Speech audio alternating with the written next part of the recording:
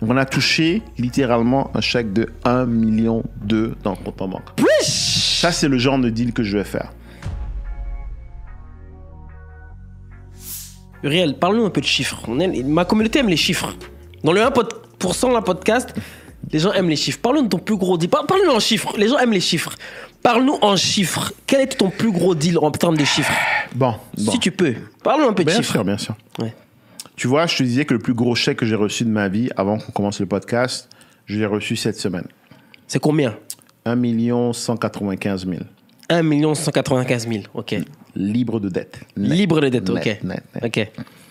Donc, c'est un bâtiment qu'on a acheté à 1 120 000. 1 160 000. Un 11 logements à Sherbrooke.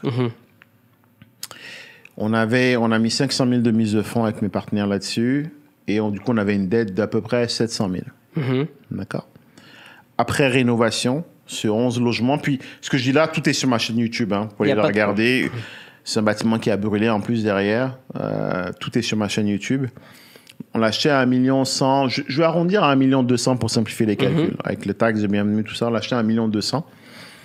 Et tu vois, là, on vient de mettre une nouvelle dette dessus. Donc, en fait, le bâtiment a été réévalué 6 mois plus tard à 2 400 000. Donc, on a doublé la valeur. Et on a une dette dessus de 1,9 million. Donc, on a refinancé, on allait chercher un chèque de 1,9 million. D'accord? Et on devait 1,2 million moins 500, on devait 700 000. Donc, on a touché littéralement un chèque de 1,2 million dans le compte en banque. Ça, c'est le genre de deal que je vais faire. Un autre genre de deal que je peux te donner, ça, c'est mon dernier deal, puis je vais en toute transparence. Lévis? C'est mon plus gros deal. Ouais. Terrain acheté à 1,5 million. J'ai monté une structure, j'ai créé une structure d'investissement avec des investisseurs. On a levé 2 millions. On a acheté le terrain à 1,5 million. On a fait ce qu'on appelle on a valorisé le terrain. Valoriser le terrain, c'est que tu vas voir la ville, tu leur dis, je construis tel nombre d'unités, voici pourquoi, voici le zonage. Puis, c'est un terrain qui est dans un secteur où est-ce que la ville veut vraiment densifier. Ils veulent monter des gratte-ciel.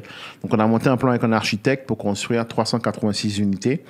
On a envoyé le terrain à une firme d'évaluation qui s'appelle Altus. Il y a 2 grosses firmes d'évaluation au Québec, au Canada, Altus et Colliers.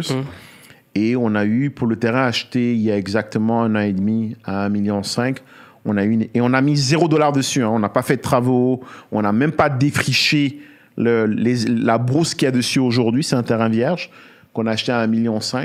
Et aujourd'hui, l'évaluation est sortie à 9,5 millions. 9,5 millions. 9,5 millions avec évaluation à l'appui. Ce que je te dis là, c'est pas moi qui l'ai évalué, c'est une firme extérieure qui l'a évalué. Donc, on parle qu'on a créé grosso modo 8 millions en l'espace de 12 mois. Wow. Tu comprends pourquoi je peux pas aller faire des visites d'appartements.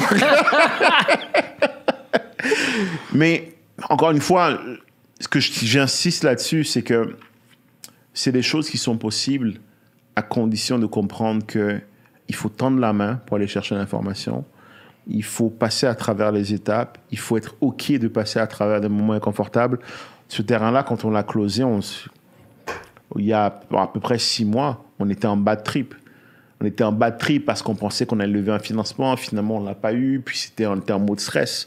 Mais aujourd'hui, on est assis sur 9,5 millions de valeur. Dans les secteurs, ça se vend à 24 000 la porte. On a fait ce qu'il faut pour pouvoir construire 386 appartements dessus. Et c'est là où est-ce qu'on est aujourd'hui.